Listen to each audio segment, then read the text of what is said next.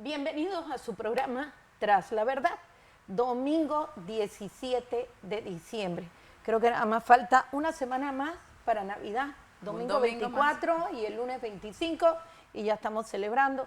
Mira, luego de todo esto que hemos pasado, un mes tan espantoso, horrible, lleno de intimidaciones y persecuciones que sigue el Ministerio Público judicializando a los manifestantes. Pero bueno, tenemos que seguir. Tenemos que ver cómo echamos el país para adelante y sobre todo proteger a nuestros héroes, recordar a nuestros mártires que dieron su vida para que este contrato de Minera Panamá se tuviera que anular. Kevin. Así es, Zulay. Bienvenidos, damas y caballeros, una vez más a su programa Tras la Verdad. Hoy, domingo 17 de diciembre. Ya se está acabando el año, señores. Se fue rapidito. No pueden perderse el programa de hoy que tiene temas candentes que usted no puede dejar de conocer. Nancy. Así es, bueno, bienvenidos a su programa Tras la Verdad. Feliz de estar un domingo más con ustedes.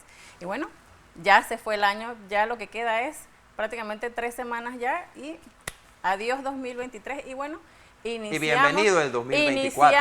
Y en el 2024 viene un año muy movido porque ya son las elecciones, que de hecho esta semana hubo como un tirijale ahí con 2 candidatos presidenciales. Pero bueno, más adelante vamos a ver ese tema. ¿Usted sabe por qué nos reímos? Por la cantidad de caricaturas y memes que le han sacado. Es que se nos vino las imágenes a la mente enseguida.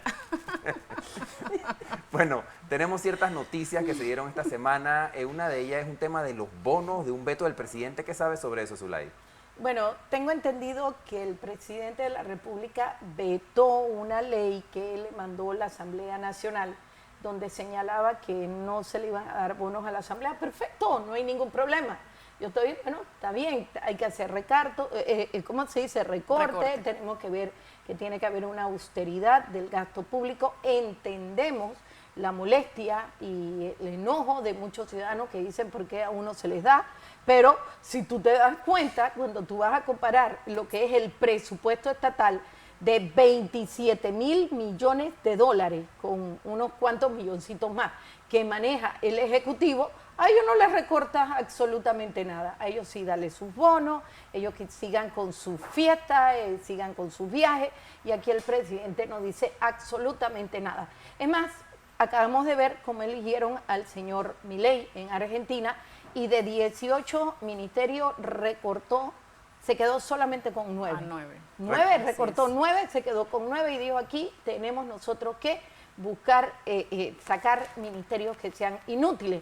Pero cuando nosotros fuimos a ver, dije, oye, 18 ministerios, ¿pero cuánto tiene Panamá? Eso es bastante. Sí, mira, aquí está. Presidente Milei reduce el número de ministerios para achicar el Estado en Argentina. Él se hace llamar. Milei dispuso la reducción de 18 ministerios a 9, siendo esta la primera medida que tomó como presidente de Argentina. Bueno, también dijo que va a dolarizar la economía de Argentina. Así como Ecuador y Panamá. Sí, él es economista y bueno, mira, es impresionante cómo llegó Milei, porque él no era favorito en las encuestas, ni siquiera se asomaba por ahí. De repente quedó como candidato en segundo lugar, después se van a una primera vuelta y entonces Milei aparece, no gana en la primera, pero en la segunda ganó por el 55%. Él dice que fue una campaña muy austera, y quien siempre lo ha apoyado a él con sus proyectos, con su publicidad, con las ideas, es su hermana. Y fue muy original y muy creativo, porque cuando llega a la presidencia de Argentina llegó con sus perritos. No, o sea, fue algo importante inédito. mencionar también de que redujo a 9 ministerios y creó 2 nuevos ministerios, que es el Ministerio de Capital Humano y el Ministerio de Infraestructura. Zulay, muchas personas en la calle me comentan: oye, Zulay se montó en el potro de Milei. Ese fue el término que utilizaron, y yo en el momento, ¿por qué dicen eso? Y después me di cuenta que habías anunciado que tú también piensas reducir en caso de llegar, cuando llegues a la presidencia. Y sobre todo, por ejemplo, el Ministerio de Gobierno y Seguridad para mí tienen que ir conjuntamente. Volver a ser uno solo, como eran antes, claro, cuando se llamaba Ministerio de Gobierno claro. y Justicia. Oye, ¿qué hace el Consejo de Seguridad? Lo que se pone es espiarte a ti, para ver si este tiene amante, no tiene amante, si tiene amiga, no tiene, o sea, a ti no te interesa la vida privada de las personas. Al final lo utilizan es para hacer persecución política al que va contra contrario al gobierno de turno. Y grabarte, porque mira, tanto que hablan de los gobiernos anteriores y lo que se ponen es a escuchar y pinchar a las personas. O sea, nadie puede estar y no está seguro con su celular. Entonces tú ves que ahora la costumbre es que, oye, pon tu celular en una caja. Que pone ponlo modo en avión, avión. modo avión. Sí. Hay un tuit que vemos en pantalla que dice: el gran problema que tenemos con funcionarios como el secretario de Energía, el superintendente de bancos, el inepto de turismo, es que han llegado ahí por recomendación de algún donante de campaña. Todos son empleados al servicio del poder económico y ellos van a sus jefes. Bueno, Esto es muy cierto. totalmente cierto. Podemos ver que el Iván Skilsen, a quien le dio 1.500 millones de dólares a 4 compañías en plena pandemia que fueron donantes de campaña. ¿Y quién dijo algo? Nadie dijo nada. Tú veías el caso de los bancos también, que tenemos a Mauri. Qué lío para nosotros citar a Mauri, porque se quejaban que no, que la moratoria, que los bancos que van a quebrar. Cuando nosotros llamamos a Mauri dice, ay, ganamos 30.000 millones de dólares en depósito exterior, 5.000 millones de dólares en un año de pandemia, y tuvimos 100 y pico mil millones de dólares en capital. Y yo, ¿cómo? No, y se dio el lujo también de decir que, o sea, que los bancos ni siquiera habían tenido la necesidad de utilizar los 2.000 millones de dólares que le había dado el Qué gobierno. pobrecitos los bancos. Pobrecitos, pobrecitos los bancos, pobrecitos la financiera. Todavía tengo en la Comisión de Comercio, que no me lo han querido discutir, que lo tiene Roberto Ábrego. Roberto Ábrego tiene 2 proyectos, el 420 para regular y rebajar los intereses bancarios, que si lo hacen afuera, por ejemplo, de Estados Unidos, también deberían hacerlo aquí en Panamá. Y tienes el otro proyecto, que es el 046, para rebajar la energía eléctrica, que sí se puede, rompiendo los monopolios de las generadoras y las distribuidoras. Pero, por supuesto, ¿qué hizo Roberto Ábrego?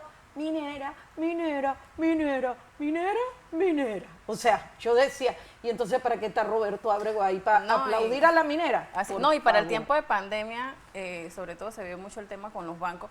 Nosotros, de hecho, recibimos muchas denuncias, hicimos muchas entrevistas a personas que estaban siendo afectadas no solamente por los bancos, también por las financieras, porque las financieras todavía los intereses son muchísimo mayores.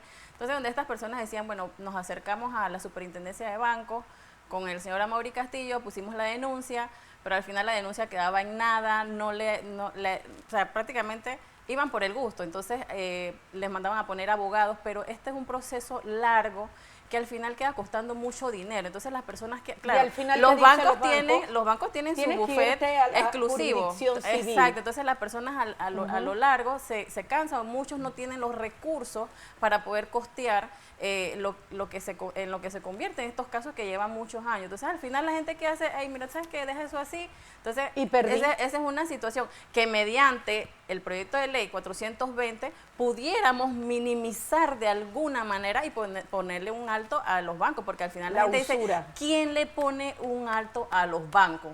Porque pareciera que fueran unos más los dueños del país. Pero ¿saben de quién es la culpa? Y yo les voy a dar nombre y apellido, de Martín Torrijos. Martín, ¿tú te acuerdas que la usura estaba penalizada y estaba tipificada en el Código Penal? ¿Qué hizo Martín? Martín despenalizó la usura y entonces dejó que los bancos se autorregularan mediante decreto. Y en el decreto, que esa es la ley bancaria de ellos, porque en realidad no hay ninguna ley, porque eso no ha pasado por la Asamblea, los bancos entonces, a través de ese decreto, pueden poner los intereses que les dé la gana.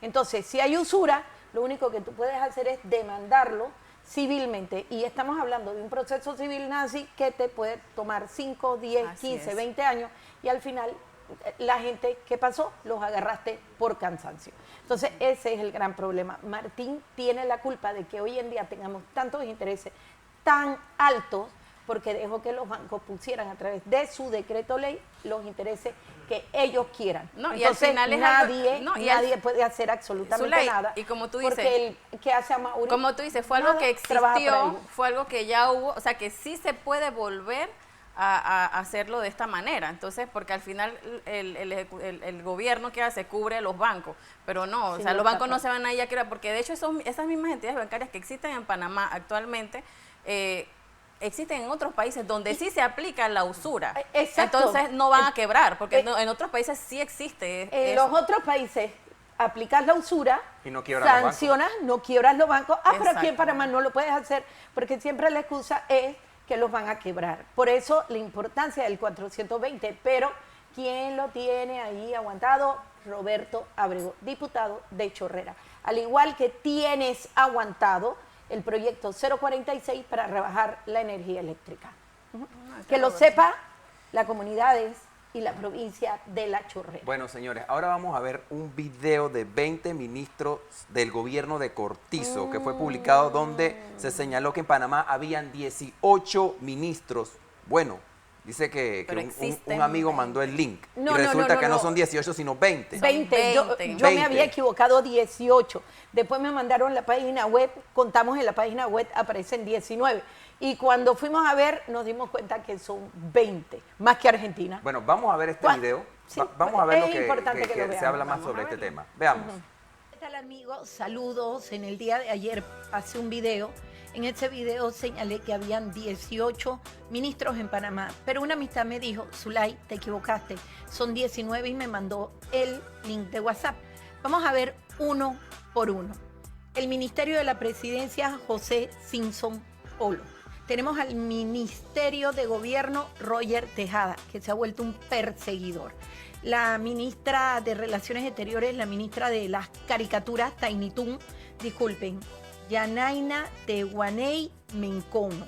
Tenemos al Ministerio de Economía y Finanzas, Héctor Alexander, la ministra de Educación, Maruja Gordoy de Villalobos, al ministro de los Huecos, no, disculpen, de Obras Públicas, Rafael José Sabonge, al ministro de Salud, Luis Francisco Sucre, la ministra de Trabajo y Desarrollo Laboral, Doris Zapata Acevedo, el recién estrenado ministro de Comercio e Industria, antes Federico Alfaro, ahora es José Rivera Staff.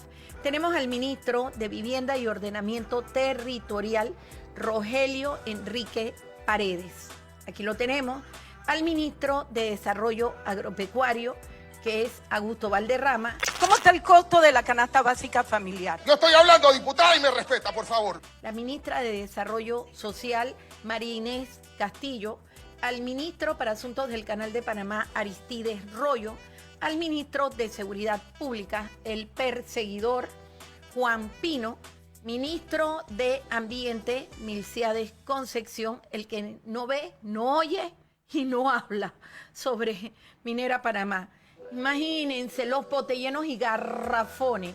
Ministra consejera para los temas de salud pública, Eira Ruiz.